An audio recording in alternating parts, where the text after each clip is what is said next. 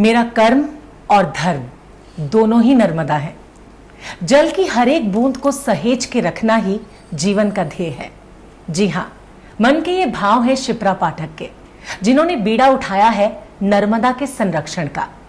आध्यात्म की ज्योत को अपने मन में जगाए शिप्रा पाठक 108 दिनों में 3500 किलोमीटर की नर्मदा की परिक्रमा पैदल कर चुकी हैं।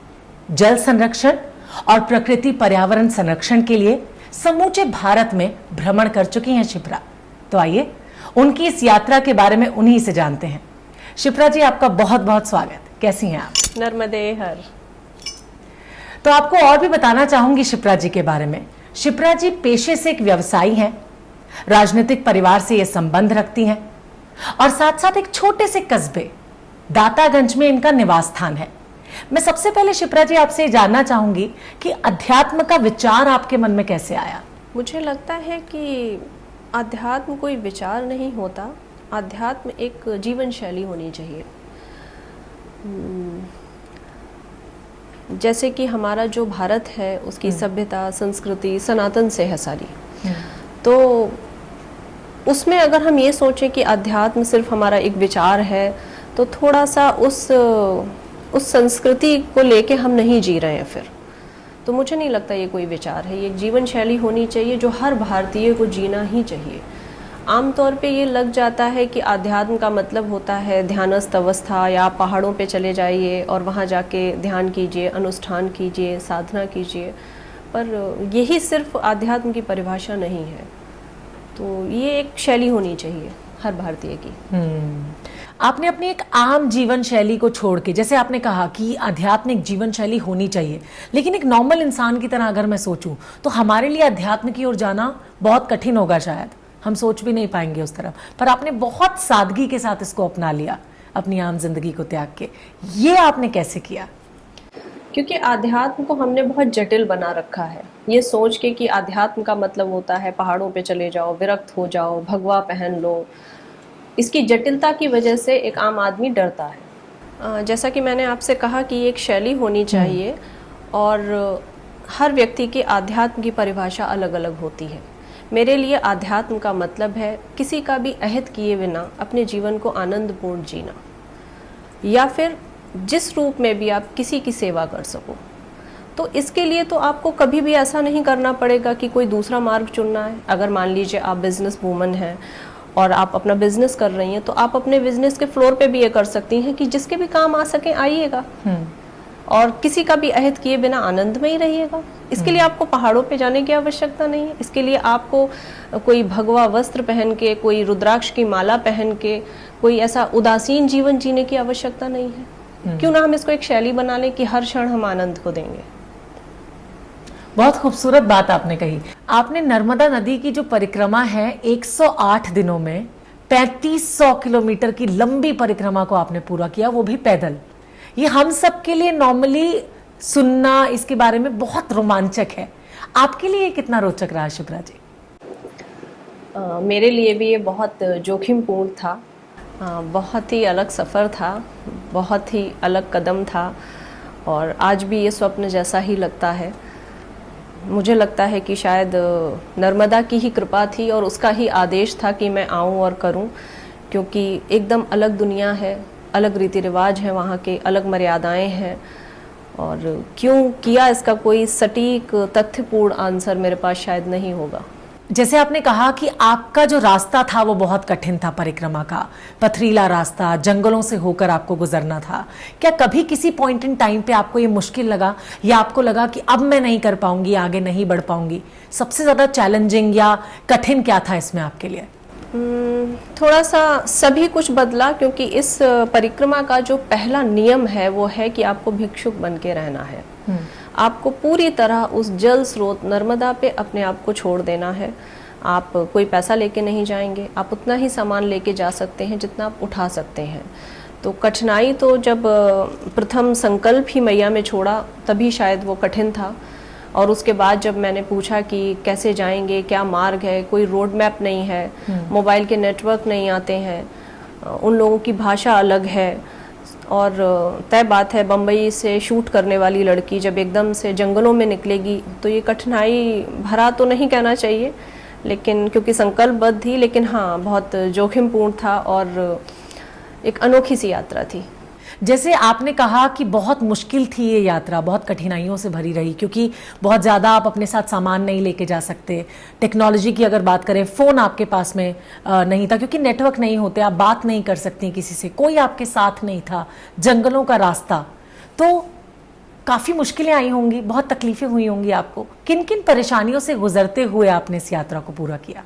अगर एक आध्यात्मिक उत्तर इसका हो तब तो मैं यही कहूँगी कि नर्मदा की ही कृपा थी जो ये हो पाया, क्योंकि एक साधारण लड़की के लिए, स्त्री के लिए अपना सामान लेके उठाना और 108 दिन में 3500 किलोमीटर चल जाना, तब जबकि आपको कुछ भी पता नहीं है मार्ग के बारे में, वहाँ के लोगों के बारे में, आपका मोबाइल काम नहीं करता, आपके पास भोजन की व्यवस्था नहीं है, आपके पास कोई आश्रय नहीं है, वहाँ कोई होटल नहीं है, कोई धर्मशाला नहीं है, तो निसंदेह ये बहुत जोखिम भरा तो था ही। लेकिन सिर्फ भारत की जो संस्कृति है वो ऐसी है कि सिर्फ ऋषि मुनियों ने, अगर आप देखें तो बहुत जोखिमपूर्ण ही सारे अनुष्ठान किए हैं, साधनाएं की हैं। आध्यात्म की अपनी ही शक्ति इतनी बड़ी होती है कि व्यक्ति कुछ भी कर ले जाता है उसमें।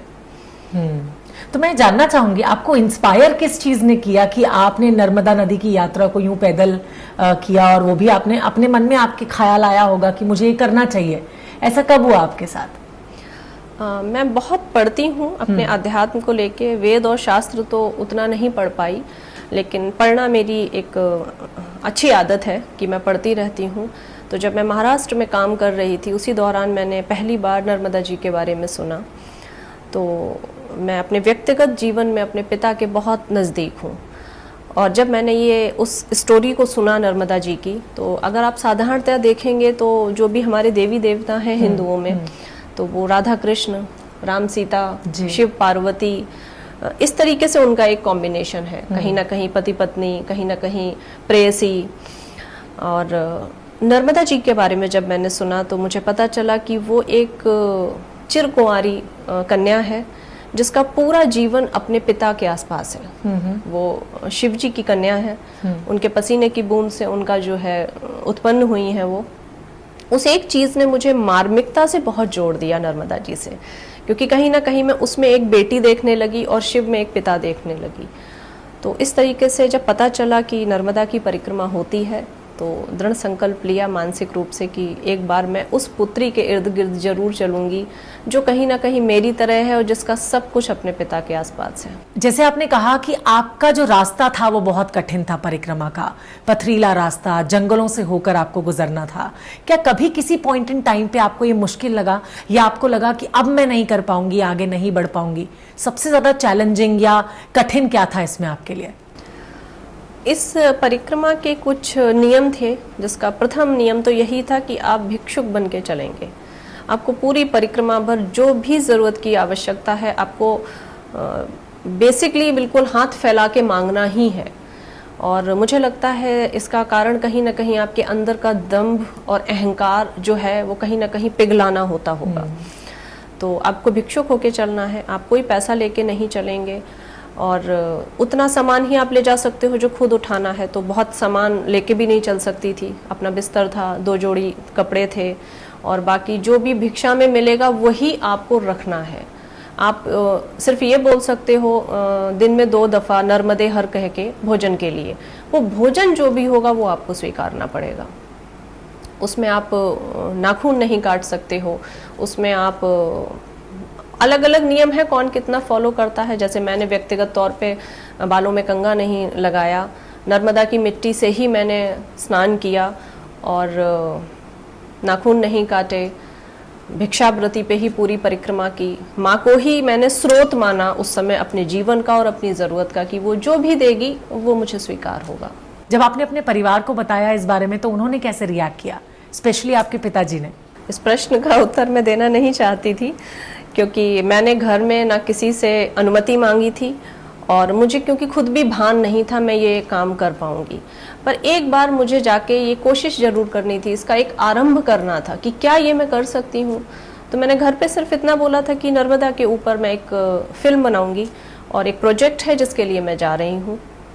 तो इनिशियली तो घर में किसी को पता नहीं था, और 10 दिन जब मैं चल रही और जब मुझे समझ आया और जब बताया गया तो हाँ, हफ्ते 10 दिन तो समझाया यही गया कि वापस आओ। तो मैंने उनको ये उत्तर दिया कि मैं शिप्रा हूँ और कहीं ना कहीं मैं भी नदी हूँ, और नदी की प्रवृत्ति तो कभी पलट के चलने की होती ही नहीं है। नदी तो हमेशा उसका बहाव आगे ही रहता है। तो मैं कैसे पलट के आऊँ अब? मैं तो अपने आगे के ध्येय को पूरा करके ही वापस आऊँगी। इस पूरी परिक्रमा के दौरान कभी आपको लगा कि आप अकेली हैं तो आप आगे नहीं कर पाएंगी, या किसी एक पॉइंट इन टाइम पे आपको लगा कि अब बस, अब मैं आगे नहीं बढ़ पाऊंगी? नहीं, एक आध्यात्मिक व्यक्ति को कभी भय नहीं लगता, तो ऐसा मुझे कभी भी नहीं लगा। आजकल मैं एक शब्द बहुत सुनती हूँ, हम सब कहीं ना कहीं उससे शब्द से परिचित हैं, अवसाद और तनाव और डिप्रेशन। जब मैं दंड लेके 3 किलोमीटर चली तो 3 किलोमीटर पे ही मुझे एक कांटा लगा था, और मैं थक गई 3 ही किलोमीटर में चलते चलते। तो जब मैंने सामने देखा तो जहाँ से मैं चली थी वो जगह सिर्फ 3 किलोमीटर थी। एंड देन आई रियलाइज्ड कि ये मैंने क्या किया, मैं तो 3 किलोमीटर में ही थक गई और मैं वहीं बैठ गई। और उस समय करीब करीब 5 मिनट तक वो जो एक डिप्रेशन शब्द है, मैं पहली बार उस एक शब्द से परिचित हुई कि एक तनाव हुआ, एक अवसाद हुआ कि क्या पागलपन है। मैं 2 जोड़ी कपड़े लेके, मेरे पास पैसे नहीं हैं, मुझे आगे नहीं पता कहाँ जाना है, मोबाइल में नेटवर्क नहीं है, मेरी फैमिली को पता नहीं है, और मैं निकल गई हूँ। तो बहुत मुश्किल था, और एक बार को लगा कि नहीं, वापस चलते हैं। और 5 मिनट बैठी तो वहीं पे मेरे आराध्य हनुमान जी हैं, उनकी एक मूर्ति थी और पंचमुखी मूर्ति थी, जैसे नर्मदा जी स्वयं वहाँ पे खड़ी हुई हों आके। और कहीं ना कहीं मेरी उनसे एक मानसिक वार्ता हुई कि नहीं, आगे जाना है। ये सिर्फ एक तरीका था तुम्हें बताने का कि मार्ग कठिन है। तो आपके ऊपर होता है आप चीज़ों को कैसे ले रहे हो। बिल्कुल, बहुत खूबसूरत बात आपने कही। जैसे आपने शुरुआत में ही बताया कि आपने नर्मदा नदी को ही क्यों चुना, क्योंकि आपने खुद से जुड़ाव महसूस किया उनके साथ। जब आपके परिवार को ये पता लगा कि अब आप परिक्रमा के लिए निकल चुकी हैं फाइनली, तो उन्होंने कैसे रिएक्ट किया और उनकी क्या भागीदारी, यानी उनका क्या सपोर्ट रहा आपको आगे? जैसा कि सब जानते भी हैं कि मैं एक बहुत छोटे कस्बे से बिलोंग करती हूँ, वहाँ की रहने वाली हूँ, और एक बड़ी राजनीतिक विरासत का मैं हिस्सा हूँ। तो ऐसी जगहों पे सोच बड़ी संकीर्ण हो जाती है, स्पेशली स्त्रियों को लेके, कि कैसे एक लड़की को छोड़ दिया, कैसे वो जा रही है। तो निसंदेह घर से ऐसे फ़ोन आए। वो खुद तो चाहते थे कि मैं इतना अच्छा कार्य कर रही हूँ तो करूँ, लेकिन कहीं ना कहीं एक समाज का दबाव होता है। तो अम्मा बहुत परेशान थी, उसको था कि लोग क्या कहेंगे, आप अकेले चली गई हो, कोई रहने की आपकी हमको पता नहीं है, 2-2 दिन आपके मोबाइल नहीं लगता है। तो फिर उनको मैंने समझाया कि जब मैं काम के सिलसिले में जाती हूँ तब भी तो लोग कहते होंगे, और जब मैं काम के सिलसिले में जाती हूँ तब भी कहीं ना कहीं मैं अपने आप में तो अकेली होती हूँ, वहाँ पे मेरा परिवार नहीं होता।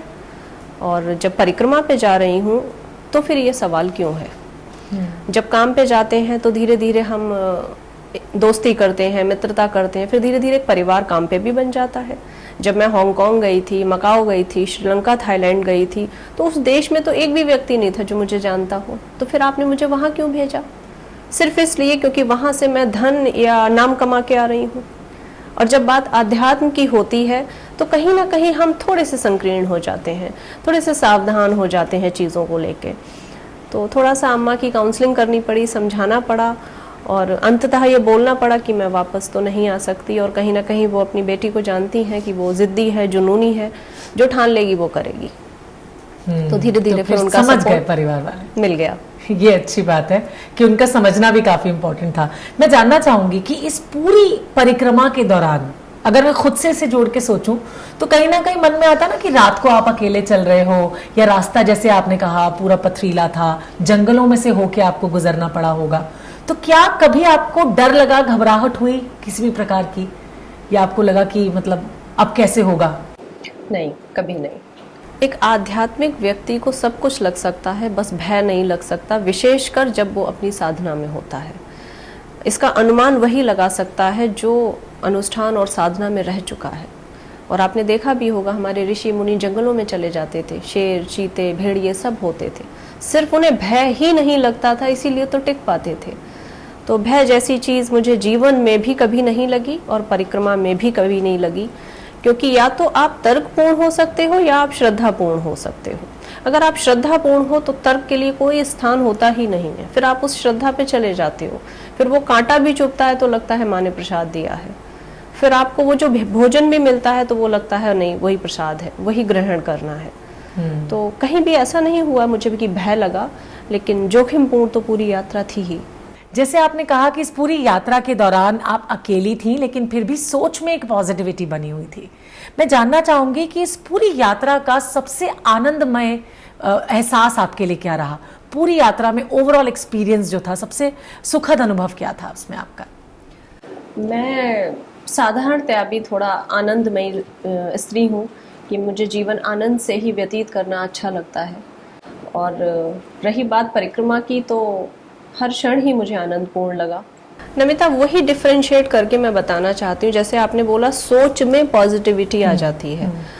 आप प्रोजेक्ट करती हैं, तो जब कोई प्रोजेक्ट आप करती हैं तो क्या कहीं भी उस प्रोजेक्ट को फेल होने के लिए तो नहीं करती होंगी। बिल्कुल। आप अपना 100% उसको देती हैं कि मुझे करना है, और उसके अंत तक कुछ लूप हो सकते हैं जिनका हम निष्कर्ष निकालते हैं कि नेक्स्ट प्रोजेक्ट पे हम ये नहीं करेंगे।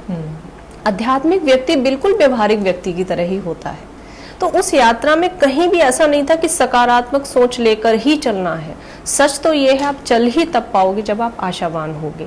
फिर चाहे आप एक रसोई में कोई भोजन बना रहे हैं तब भी, आप कोई प्रोजेक्ट कर रहे हैं प्रोफेशनली तब भी, और आप कोई एक हवन कर रहे हैं तब भी, अगर वो सोच ऐसी नहीं है कि क्रियान्वयन करना है तो फिर आप कुछ भी नहीं कर पाएंगे।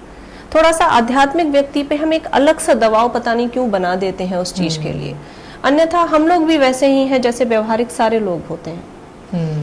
अच्छी बात कही आप। और जहाँ तक बात है कि क्या आनंदपूर्ण था, तो मैं जरूर चाहूंगी आप एक बार जाके नर्मदा जी के दर्शन कीजिए, उनको स्पर्श कीजिए, और मैं मतलब दावे से कह सकती हूँ फिर किसी दूसरी चीज से आप प्रेम नहीं कर पाएंगी। वो इतनी सुंदर हैं, इतनी प्रेममयी हैं, और उनके किनारे बसे हुए लोग इतने सेवा से भरे हुए हैं कि हर क्षण मेरे लिए आनंदमय ही था। जब मेरे पैरों में छाले पड़ जाते थे और मैं कहीं ऐसे बियाबान जंगल में होती थी, तो वहाँ भी कुछ ना कुछ 2-4 झोपड़ियों में से ऐसा कोई व्यक्ति मिलता था जो लाके मरहम दे देता था, जो व्यवहारिक लोगों के लिए शायद सिर्फ एक इत्तेफाक, एक संयोग हो सकता है, मगर मेरे लिए वो मेरी नर्मदा का चमत्कार था। मेरे लिए वो हर क्षण बहुत आनंदमय था। इस पूरी परिक्रमा के दौरान शिप्रा जी, आपने एक किताब भी इसके ऊपर लिखी है, रेवा के बाद भी रेवा के साथ भी। तो मैं ये जानना चाहूंगी, इन 108 दिनों में जब कोई सुविधा आपके पास नहीं थी, आपके मन में कैसे आया कि आपको ये किताब लिखनी चाहिए, और क्यों लिखी आपने ये किताब? वक्त कहाँ से मिला आपको तब? बहुत अच्छा एक अनुभव है मेरा इस किताब के साथ भी, क्योंकि वो परिक्रमा ऐसी होती थी कि आपको मैया के छोड़ पकड़ के ही चलना है। मतलब माँ नर्मदा आपकी आंखों से ओझल नहीं होनी चाहिए जब तक कि वो खुद गुप्त रूप से ना बहने लगे। तो आप सुबह 6 बजे से चलते चलते और शाम को करीब करीब सूर्यास्त के पहले तक बिल्कुल अकेले होते हो। तो मेरा जीवन जो है वो बाहर से आपको परिक्रमा में ऐसा लग रहा है कि सिर्फ चलना ही बड़ी चीज़ है, जबकि ये सबसे छोटी चीज़ थी। मुश्किल था कि सुबह से शाम तक एकदम मौन, क्योंकि कोई है ही नहीं, न बात करने वाला न बात सुनने वाला। और जैसे ही कहीं किसी किनारे पे कोई झोपड़ी, कोई गांव, कोई धर्मशाला मिलती है तो पूरे का पूरा गांव घेर लेता था, और फिर कई सारे प्रश्न निकलते थे, और हर एक के प्रश्न को भावनात्मक तौर पे संतुष्ट करना ये एक नैतिक जिम्मेदारी बन जाती थी। तो उस समय जब पूरे दिन अकेले चलती थी तो ना तो कोई नोट पैड था, ना कोई कलम थी मेरे पास, ना कोई किताब थी, क्योंकि मैं कुछ भी उस विचार से नहीं गई थी कि कुछ प्रोफेशनली करने जा रही हूँ, कुछ कमर्शलाइज होने वाला है। मैं सिर्फ एक साधक बन के गई थी। तो मेरे बैग में सिर्फ 2 जोड़ी कपड़े थे, एक शॉल थी और एक मेरा स्लीपिंग बैग था। तो उसमें मैंने सिर्फ अपने मोबाइल के जो नोट पैड होते हैं, बहुत मुश्किल था, उसमें छोटे छोटे आर्टिकल दिन भर के लिखने शुरू किए। और जब मैं परिक्रमा से वापस आई तो बहुत सारे लोग कलाम सर की पुस्तकें जिन्होंने पब्लिश की हैं उनसे भी मेरा संपर्क हुआ, पर बहुत बड़े बड़े पब्लिशर को मैंने इसलिए ना कह दिया क्योंकि वो चाहते थे कि जो मेरे पास वो डेटा है किताब का, वो मैं उनको दूं और वो उसको पॉलिश करके लिखें। और मेरी शर्त ये थी कि अगर उसमें त्रुटियां भी हैं तो भी, और अच्छी है तो भी, वो बिल्कुल हूबहू ऐसे ही पब्लिश हो। क्योंकि आपने दिल से लिखा, क्योंकि वो मैंने नहीं लिखी थी, क्योंकि वो माँ नर्मदा ने लिखवाई थी। इतने सुंदर भाव, इतनी सुंदर शब्दावली, इतनी सुंदर हिंदी मेरी हो ही नहीं सकती थी। तो मैं नहीं चाहती थी कि माँ नर्मदा के द्वारा लिखी हुए किसी भी शब्द से कोई भी छेड़छाड़ करे।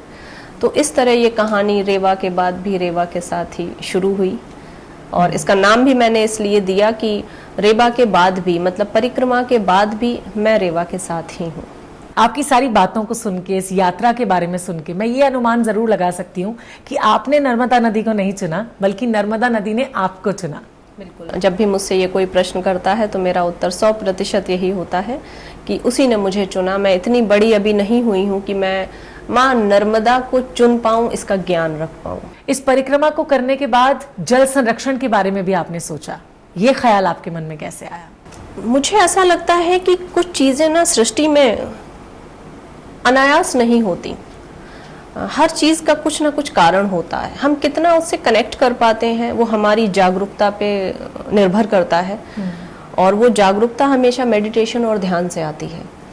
तो अम्मा बताती है कि जब मैं बहुत छोटी सी थी, और मुझे भी अपनी जो बचपन की थोड़ी बहुत यादें याद हैं, कि मुझे याद है कि मैं पानी से मेरा बर्ताव हमेशा बहुत श्रद्धापूर्ण रहता है। मतलब मैं अगर अम्मा कोई जग में गिलास में पानी डालती थी तो मैं उनको बीच में ही रोकती थी कि बस इतना ही।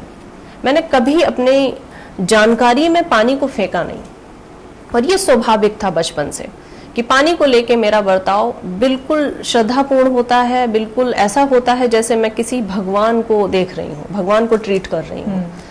तो जल संरक्षण का जो एक कहते हैं कि वो धरातल पानी से मेरे लगाव से ही बन गया था। लेकिन जब माँ नर्मदा की परिक्रमा की और मैंने देखा कि उनके किनारे के बसे हुए लोग जो बहुत गरीब हैं, जो बहुत मतलब इस अवस्था में है कि सिर्फ शायद वो जल ही उनको जीवित रखे है, तब फिर परिक्रमा के बाद मुझे ये लगा कि अगर मैं उस माँ के लिए कुछ कर सकूं जिसने 108 दिन मुझे पाला, अगर मैं वापस में उसे कुछ दे सकती हूँ तो सिर्फ उसके जल को बचाने के लिए मुझे अपना जीवन अब समर्पित करना चाहिए। तो वहां से ये सारे मैंने कार्य शुरू किए। आपका नाम शिप्रा है, तो मैं आपसे जानना चाहूंगी कि आपका नाम शिप्रा क्यों है? ये कोइंसिडेंस है या फिर कुछ और? हाँ, व्यवहारिक व्यक्ति को जरूर ये संयोगवश लगना चाहिए। सृष्टि में बहुत कुछ अनायास नहीं होता है, कनेक्टेड होता है। अब शायद उन्होंने जब घर वालों ने नाम रखा हो तो शायद ये ना सोचा हो, लेकिन आज मैं बहुत इस बात से प्रफुल्लित हूँ कि उस शिप्रा जो उज्जैन में महाकाल के चरणों से बहती है, जिसे मोक्षदायिनी कहते हैं, मैं ऐसे कर्म कर रही हूँ कि कहीं ना कहीं उस नाम की सार्थकता को जीवित रख पा रही हूँ। जल संरक्षण की अगर बात करें तो इसे लेकर आगे की आपकी क्या परियोजनाएं हैं? एक आध्यात्मिक व्यक्ति कभी योजनाएं नहीं बनाता, वो जुनूनी होता है, जिद्दी होता है। परमात्मा का उसे आदेश होता है और वो चल देता है। क्योंकि आपने अपने जीवन में देखा होगा, कई बार आपने ट्रिप बनाई होंगी, शायद अब्रॉड की, शायद भारत के ही भ्रमण की, और कई बार वो उतनी सफल नहीं हो पाई होंगी या व्यवधान आ गया होगा। तो मैं जीवन में योजना बनाने में कभी विश्वास नहीं रखती। जैसा उसका आदेश हो, जो वो करे उसको समभाव से स्वीकार लेना चाहिए, यही मेरा अध्यात्म है। क्योंकि जीवन नाम है चलते जाने का। तो जिस तरह से आपने अपनी इस पूरी परिक्रमा के बारे में हमें बताया, मेरा तो अभी से मन कर रहा है कि मैं आपके साथ इस यात्रा पर निकल पड़ूं, वो भी पैदल। तो जब भी आप अगली बार, प्लान तो आप नहीं करती हैं, लेकिन जब भी आप सोचे भी ना तो मुझे जरूर बता दीजिएगा। बहुत बहुत शुक्रिया शिप्रा जी यहाँ पर आने के लिए। नर्मदे हर। तो अगर आप भी शिप्रा पाठक जी के बारे में और जानकारी हासिल करना चाहते हैं तो आप इनके फेसबुक पेज और इनके यूट्यूब चैनल पे जा सकते हैं। फेसबुक पेज शिप्रा पाठक नर्मदे हर के नाम से, और यूट्यूब चैनल को आप सब्सक्राइब कर सकते हैं, वो भी शिप्रा पाठक नर्मदे हर के नाम से। बस फिलहाल हमें इजाजत दीजिए, एक बार फिर हम हाजिर होंगे आप सबसे बातचीत करने के लिए। तब तक के लिए नर्मदे हर, जीवन भर।